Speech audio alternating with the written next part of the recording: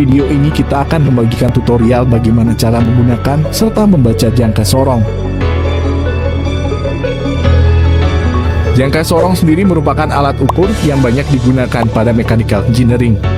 Alat ini memang mirip seperti penggaris, namun akurasi pengukurannya sangat tinggi. Hal itu disebabkan karena jangka sorong mampu mengukur benda dengan ketelitian 0,02 mm. Dalam dunia teknis, jangka sorong memang bukan yang paling akurat, karena masih ada mikrometer yang tingkat ketelitiannya mencapai 0,01 mm. Namun, jangka sorong bisa digunakan untuk mengukur 3 jenis pengukuran sekaligus. Alat ini bisa mengukur ketebalan atau diameter luar. Jangka sorong juga bisa mengukur lebar celah atau diameter dalam. Dan alat ini juga bisa mengukur kedalaman suatu celah. Jadi, hanya dengan satu alat ini kita bisa mengukur lebih banyak benda kerja. Untuk bagaimana cara penggunaannya, sebenarnya cukup mudah. Jika Anda akan mengukur ketebalan atau diameter luar, jepitkan rahang besar ini ke komponen yang akan diukur. Pastikan posisi benda tidak miring sehingga pengukuran akurat. Setelah itu, putar kuncian agar rahang ini tidak geser-geser. Ini akan mempermudah kita saat akan melakukan pembacaan hasil, karena kita bisa meletakkan benda yang diukur tanpa menggeser rahang ini. Setelah itu, mari kita baca hasil pengukurannya. Untuk membaca jangka sorong, kita harus memahami arti dari garis-garis ini. Skala yang ada pada badan jangka sorong disebut skala utama. Skala ini punya nilai 1 mm per garis. Jadi ini mirip seperti penggaris biasa. Skala ini akan memberitahu kita hasil pengukuran kasarnya. Contohnya seperti pengukuran tadi. Kita paskan angka 0 pada skala geser dengan garis terakhir pada skala utama. Nah, garis terakhir ini akan menentukan pengukuran kasarnya. Jadi hasilnya 33 mm.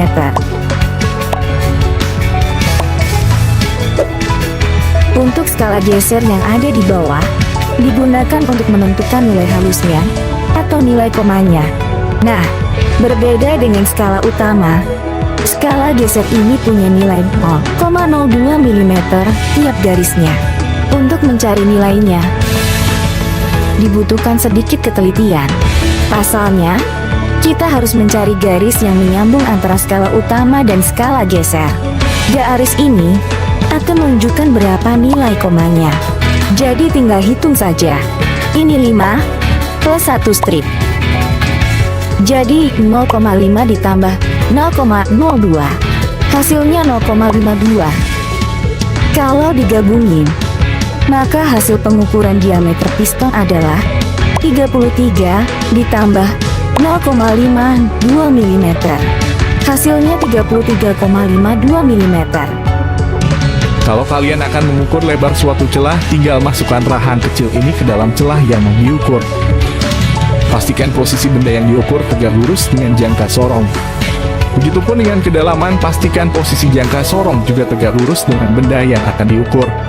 Ini dilakukan agar pengukurannya akurat. Setelah itu, tinggal baca hasilnya.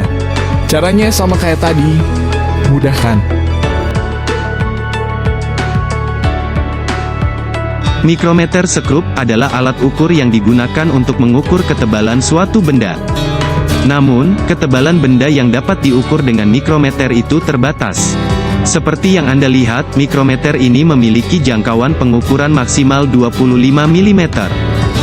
Salah satu yang membedakan mikrometer dengan alat ukur lainnya ada pada ketelitiannya yang mencapai 0,01 mm.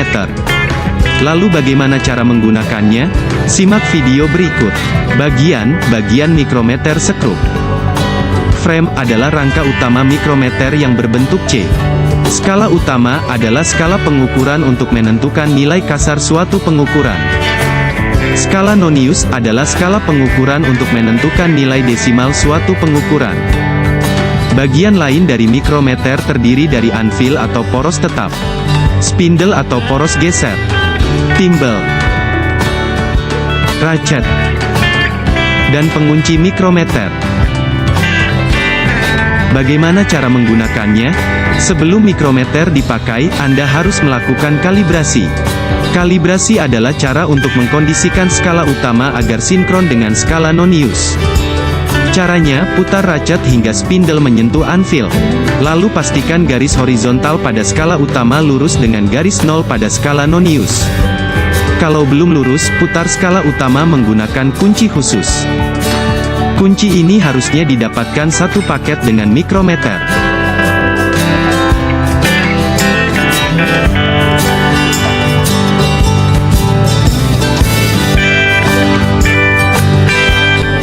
Apabila garisnya sudah lurus, Anda bisa gunakan mikrometer untuk mengukur.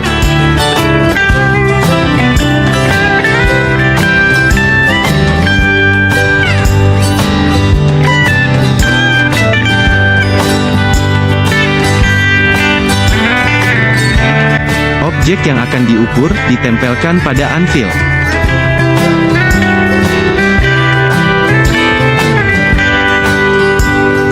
Lalu putar racet hingga spindle bergeser menjepit objek yang akan diukur. Saat spindle sudah menyentuh objek yang akan diukur, maka racet akan berbunyi saat diputar. Setelah itu, putar kunci mikrometer untuk menjaga spindle tidak berubah posisi. Langkah berikutnya baca hasil pengukuran. Untuk membaca hasil pengukuran mikrometer, pertama cari dulu nilai kasar pengukuran. Nilai kasar ini bisa Anda dapatkan dengan melihat garis terakhir skala utama yang dilewati timbel. Pada skala utama, ada dua buah garis yakni garis atas dan garis bawah. Setiap garis memiliki nilai 1 mm baik yang atas atau bawah. Namun kalau Anda perhatikan, posisi garis bawah itu ada di tengah dua garis atas.